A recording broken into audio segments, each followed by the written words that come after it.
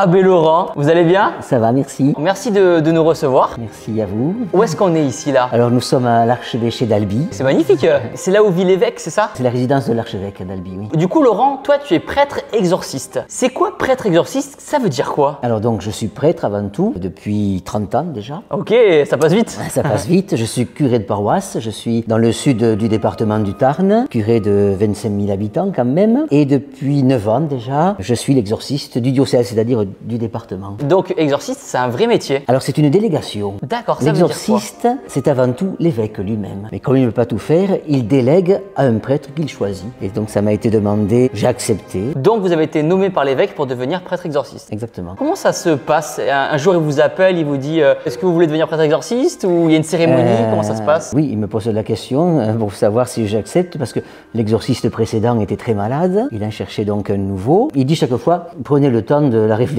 Je vous demande une réponse, mais prenez le temps quand même de réfléchir. Ok. Je lui ai dit, mais monseigneur, vous n'y pensez pas. Moi, j'ai peur de mon ombre. Je ne me vois pas trop me spécialiser dans la chasse aux démons. Voilà. Mais finalement, bon, je dis oui, après tout. Ok. Il en faut un. Comment vous avez réagi au début quand l'évêque vous a appelé pour vous annoncer ça? Je me suis dit, quelle faute tu as pu faire. Ah, d'accord, mais vous aviez le droit de refuser aussi si jamais? Oui, bien sûr. C'est pas une obligation. Si on se sent pas à l'aise, si vraiment on sent que c'est pas possible, que ça nous prend trop d'énergie, il vaut mieux refuser que ne pas le faire mal. Bien sûr, bien sûr. Du coup, prêtre exorciste, est-ce que vous avez reçu une formation? Est-ce qu'il y a une école des prêtres exorcistes? Comment ça se passe? Alors, au début, on se lance comme on peut. Ok. Il y a ensuite des formations nationales, puisqu'il y a des exorcistes dans toute la France, à peu près 1 ou 2 par diocèse, c'est-à-dire par département. D'accord, ok. Et donc il y a des formations à Paris pour les nouveaux exorcistes, où on nous met un peu en condition. Et puis ensuite des formations nationales pour tous les exorcistes tous les 2 ans. Donc il y a des formations? Oui, on n'est pas abandonné. Quel est le rôle d'un prêtre exorciste alors? Alors un prêtre exorciste, il accueille des personnes qui sont vraiment malmenées par le mal. On va jamais voir un exorciste par plaisir ou pour guérir d'un rhume de foin. On y va parce qu'on n'est pas bien, parce qu'on a vraiment besoin d'aide, qu'on se sent un peu perdu. Je reçois des personnes qui vont mal, qui ont vraiment des gros problèmes, sur lesquels le sort semble s'acharner, qui sont vraiment malmenés par les événements, par des difficultés. Donc c'est un service d'écoute avant tout, de remise en paix, en confiance. Dans mon bureau, c'est le déversoir des grandes épreuves de personnes qui sont vraiment très très malmenées depuis l'enfance souvent. Ok. On n'a pas idée de ce que certains ont à supporter depuis qu'ils sont sur la Terre. Les gens qui viennent vous voir, c'est des personnes qui ont vraiment eu une vie très très compliquée. Pour la plupart, oui. Des grosses épreuves qu'il faut savoir accueillir. Il y a beaucoup de pleurs, beaucoup de peur, de stress. Et l'exorciste est là pour permettre une écoute bienveillante. Est-ce que c'est un peu comme un psychologue ou pas? Ça peut rejoindre ce qui se fait en psychologie, oui. L'écoute, c'est toujours bon, que ce soit de la part d'un prêtre ou de la part d'un psychologue ou d'un médecin. Dans l'exorcisme, on aborde les problèmes spirituels. Alors bien sûr, parfois, il peut y avoir des personnes qui viennent avec des problèmes qui ne sont pas de mon ressort. Par exemple, je vois des parents qui viennent avec un ado particulièrement infernal. Mais infernal, ça ne veut pas dire possédé. Alors j'essaie de peser le pour et le contre, et en tout cas d'encourager, de donner des pistes pour que les gens puissent se sortir de leur marasme. Quel est le profil des personnes qui viennent vous voir? Est-ce que c'est plutôt des personnes âgées, des personnes jeunes? Un peu tous les âges, une majorité de femmes, parce que je pense que la gente féminine est plus sensible au mal subi ou commis. Des personnes âgées, des personnes moins âgées, un peu de tout quand même. Sur le plan religieux, la majorité ce sont des chrétiens, catholiques,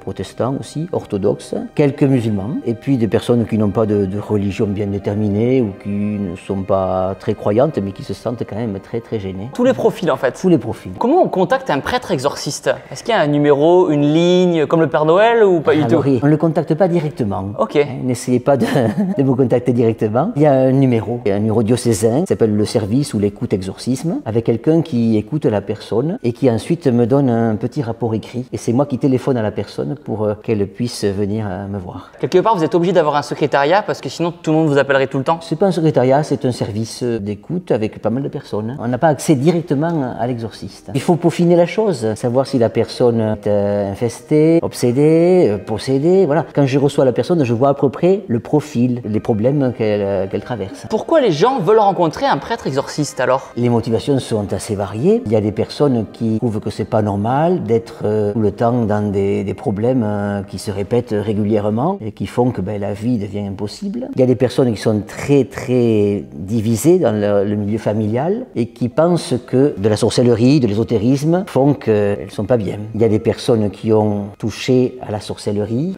au spiritisme et qui se sentent très très gênées, très perturbées dans leur vie. Des personnes qui ont fait un pacte satanique aussi, ça je l'ai vu, c'est assez effroyable. Des personnes aussi qui veulent faire le point dans leur vie et qui se disent un prêtre exorciste pourra peut-être m'aider davantage qu'un autre prêtre. C'est pas sûr, mais en tout cas. Ils essayent. Ils essayent, voilà. C'est très varié. Il y a des gens qui sont vraiment très très très mal, d'autres pour lesquels les problèmes sont quand même loin d'être insolubles. Ça veut dire quoi un pacte satanique? Un pacte satanique, c'est quelque chose que l'on fait en étant attiré par ce qui est ésotérisme, sorcellerie, vaudou, où l'on décide bêtement de se dédier, de se consacrer au diable, en signant souvent un pacte de son sang. Ah, ok. Les gens qui se scarifient et qui ensuite quand même sont très très mal.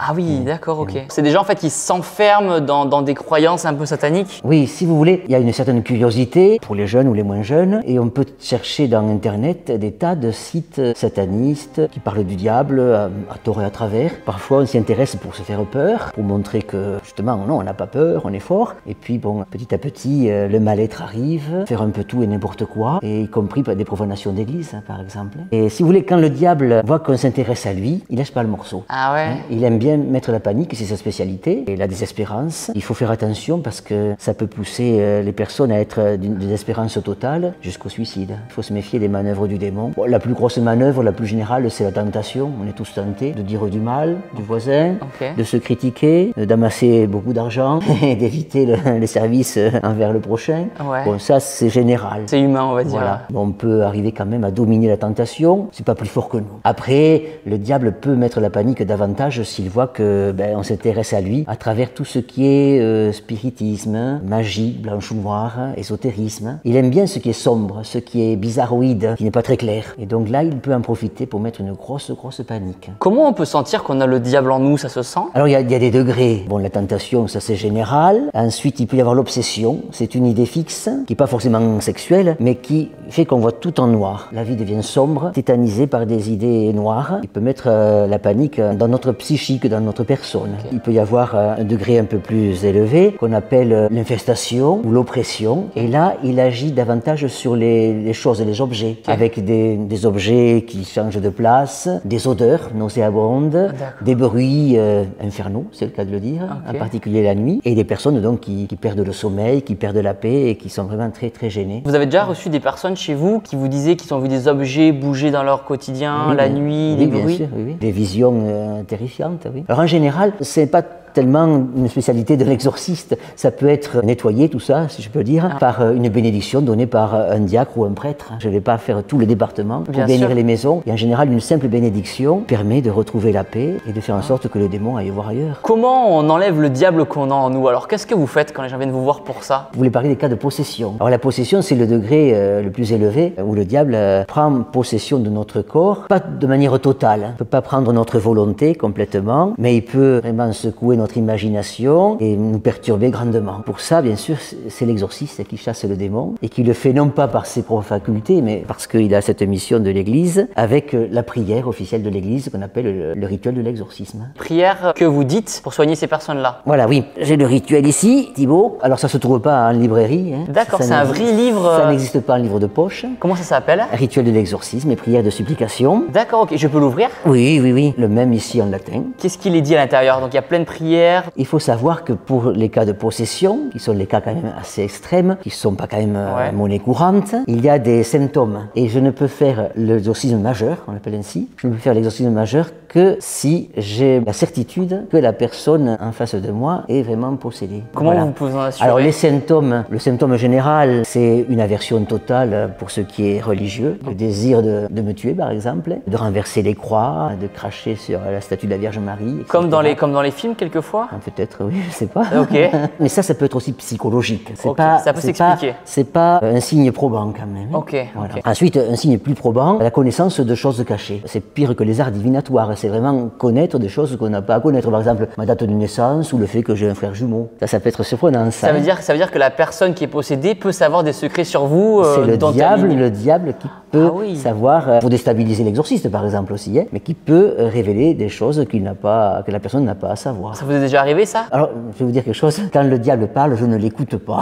Ok, d'accord. J'essaie de ne pas lui donner d'importance et de le faire partir surtout. Ensuite, donc, l'aversion pour tout ce qui est religieux, la connaissance de choses cachées, la divination, et puis une force physique déproportionnée par rapport à la personne. Voilà. Puis il y avoir une petite personne, une petite dame qui est plus forte que Thibaut, par exemple. D'accord. C'est assez Ah ouais. impressionnant. C'est le diable qui la remue, hein, voilà. Wow. Le tout englobé d'une tristesse phénoménale. Ce qui fait le plus peur, c'est la tristesse, la désespérance de cette personne et de cette ambiance quand on pratique l'exorcisme majeur. D'accord. Le diable ne se réjouit jamais. C'est quelqu'un qui est vraiment profondément déçu, amer, désespérant, et qui D'accord. sème la tristesse partout. Waouh. Alors, vous me posez la question, il faut savoir si c'est comme dans les films. Oui. Alors, est-ce- je vous avoue que je suis un trouillard de première catégorie. Pareil. Pareil. Les films d'horreur, c'est pas trop mon truc. Moi, je n'aime pas l'épouvante. J'en ai vu un une fois au séminaire, l'école Ok. de formation des prêtres, mais à Amityville. Ça faisait peur. Pas dormi de la nuit, donc j'ai arrêté. Ouais. Et finalement, moi, je m'arrête un peu au niveau Louis de Funès, les gendarmes et les extraterrestres. C'est très très bien. C'est très Au-delà, très. ça me fait trop peur. Dans les films, les cinéastes ne sont pas bêtes et ils ont pris des éléments à partir de témoignages d'exorcisme. Hein. D'accord, Parce qu'on ok. ne filme pas les exorcismes, c'est interdit. Hein. C'est absolument interdit, c'est comme la confession. On ne va pas mettre un micro dans le confessionnal. Bien sûr, bien Voilà. sûr. Il peut y avoir des éléments, ça ressemble un peu à des films d'épouvante, oui. Des personnes très BCBG, bien sous tout rapport, et qui, au fur et à mesure que la prière se déroule, deviennent déchaînées avec un vocabulaire à faire rougir Jean-Marie Bigard, quoi. D'accord. Ah oui. Ok. C'est assez curieux, mais les démons sont plutôt portés sur le sexe. Comme s'ils regrettaient d'être des créatures uniquement spirituelles et ne pas avoir de corps. J'écoute pas trop, puis bon, j'ai fait le service militaire, je connais à peu près les injures Bien sûr. classiques. Après, il peut y avoir bien sûr des choses qui font un peu peur, mais je vous avoue que personnellement, je n'entre pas en dialogue avec le démon. Hein. Je ne fais que lire les prières conseillées. D'accord. Je me cache derrière le rituel. Ouais. Je regarde pas trop. C'est la prière qui permet de la délivrance. Et C'est est-ce que pas ça le marche? truc. Ça marche? Alors ça peut marcher, oui. Je Ça fais pas, apaise. Je fais pas ça tous les jours. Hein. La plupart du temps, on ne fait pas l'exorcisme majeur parce qu'il n'y en a pas besoin. Mais quand on le fait, c'est assez long. On peut faire 1 ou 2 heures. Hein. Le diable n'aime pas les prières languissantes. Par exemple, la litanie des saints, quand on cite les saints qui ont eux-mêmes lutté contre l'esprit du mal. Alors, le diable n'aime pas trop ça. Le chapelet, la prière à Marie, il n'aime pas trop non plus. Ok. Au bout d'un moment, ça l'énerve. Hein. Des choses un peu surprenantes. Je me rappelle d'une dame, là, je me suis dit, elle est morte, elle est en position fétale, elle est blanche comme un linceul. Elle dit des choses bizarres. Son compagnon l'entend, moi, j'écoute pas. C'était assez bizarre. Mais un dimanche suivant, elle est venue, je l'ai pas reconnue, elle est venue avec son compagnon me dire, monsieur l'abbé, ma vie a totalement changé. Wow. Grâce à vous. Je dis non, c'est grâce à Dieu. Moi, je suis que l'instrument. On est très content, on est heureux de voir que des gens sont délivrés. Waouh. Impressionnant. Il peut y avoir aussi des personnes qui se complaisent un peu dans le mal. Elles n'ont pas décidé peut-être de rompre totalement avec la magie, la sorcellerie. Pourtant, je leur dis, Ouais. d'arrêter. Hein. Le spiritisme. Qu'est-ce qu'il peut y avoir comme spiritisme? C'est quoi? C'est des Alors- jeux comme le Ouija ou on dit Oui, le Ouija, c'est du spiritisme. Faire tourner des tables et avec un verre, trouver un nom d'un mort avec qui on veut communiquer. ça commence comme ça, le spiritisme. Et ça marche. Ah. Ça marche, je peux vous dire que ça marche. Donc faites attention Oui. chez vous. Ça marche, mais évidemment, c'est pas le mort, c'est pas le défunt qui vous répond, c'est un démon, un mauvais ange qui s'amuse de vous et qui met une panique monstre. Je connais des gens qui ont fait du spiritisme dans leur jeunesse et qui ont eu la vie pourrie par ça, tellement ils y pensent. Les jeunes, je vous le dis, hein, il vaut mieux pas mettre la main là-dedans parce que ça vous prend tout le bras jusqu'au cœur. Vous avez des sites internet spécialisés là-dedans, vous avez des jeux de Ouija qui paraissent innocents, du spiritisme pur et dur, du Reiki, où on appelle les esprits, c'est un peu bizarroïde. Ok. Et le diable aime beaucoup ce qui est obscur, il se sent appelé dans des choses pas très claires. Donc, on ne peut pas s'y mettre, on peut pas, même si on est attiré, dire net, non, c'est pas question, parce que je vais avoir après une vie pourrie, si j'insiste trop là-dessus, ça va m'amener à du défaitisme, de la tristesse, je vais perdre le sommeil, je vais faire des gros cauchemars, puis je peux même arriver jusqu'au suicide. Donc, D'accord. allez, les amis, on aime la vie, Voilà, elle est en belle positive. en général, on fait de la musique, du théâtre, de la cuisine, De la musculation. de la musculation comme Thibaut, on va en salle, ou au cinéma, n'importe où, on s'aère. La vie est belle. Mais voilà, la vie est belle. On ne touche pas ces trucs-là parce qu'on risque de le regretter. Soyons dans la lumière, dans la clarté, plutôt que d'aller chercher des choses sombres. C'est sûr que ça marche. Vous avez de la puissance, vous avez de la domination sur les personnes, mais c'est pas le but de l'existence. Non. On est d'accord. Est-ce que c'est possible que vous lisiez 2 lignes ou pas? Non, il vaut mieux pas. Ok. Parce que vous avez des prières qui sont les prières de l'Église, hein, des chrétiens en général, des psaumes qui sont dans la Bible, Notre Père, je vous salue Marie, que les chrétiens connaissent et aiment bien. Vous avez des formules de prières où l'on s'adresse à Dieu, mais vous avez aussi des prières assez longues où l'on invective le démon. Et ça, vaut mieux pas le faire. C'est-à-dire qu'on s'adresse à Satan. On s'adresse à Satan. Et ça, vaut mieux pas le faire. Il vaut mieux être exorciste pour le faire. Parce voilà, que, chacun son métier. Chacun son métier, les vaches sont bien gardées. Est-ce que vous avez des exemples de personnes qui vous ont marqué pendant un exorcisme? Pas plus que ça, puis il convient quand même d'être assez dans la réserve à ce sujet quand même. Ok, d'accord. Voilà. Ce qui me marque le plus, c'est quand, par exemple, on va exorciser un lieu, une chapelle profanée, par exemple. Des personnes font n'importe quoi et c'est assez glauque. Quand vous dites les chapelles profanées, c'est les gens, par exemple, qui font des croix gammées sur les églises? Non. Ah non, ça c'est de la bêtise. Non, c'est des gens qui ont fait des cérémonies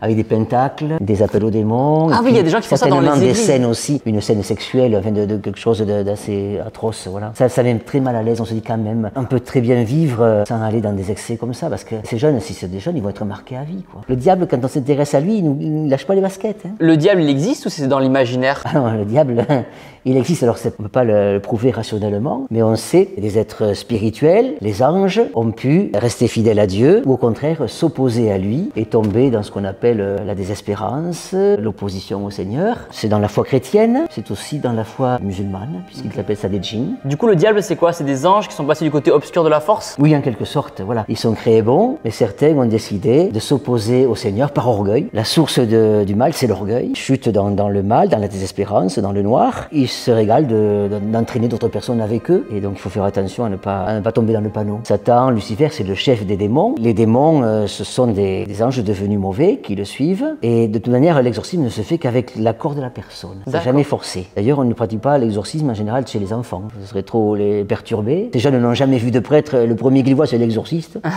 C'est pas très joyeux. C'est clair. Comment, du coup, on évite le mal? Alors, comment on évite le diable, tout ça? Alors, pour ceux qui sont croyants, je parle des prières. Pour les chrétiens, je parle de la confession, la communion. Pour les chrétiens, je parle d'approfondir la foi, parce que le diable joue sur l'ignorance. C'est l'ignorance qui peut engendrer la peur. Et puis pour tous, je parle du bien qui est à réaliser. Pour contourner le mal, rien de mieux que de faire du bien, de se mettre dans le bénévolat, d'être à l'écoute des autres, de savoir aider, de rendre service avec le sourire sans se faire valoir. Ça, je pense qu'on peut tous le faire. Cette vidéo est là pour mettre en garde les personnes justement qui en parlent trop, qui pensent trop à ça, et d'éviter de jouer avec tous ces jeux un peu de spiritisme. Voilà, regardez les vidéos de Thibaut, c'est bien plus constructif, plus sympathique, et n'allez pas vous mettre dans des histoires que vous allez ensuite regretter, parce que faire entrer la noirceur dans la vie, ça rend l'existence trop sombre. Ouais, entièrement d'accord.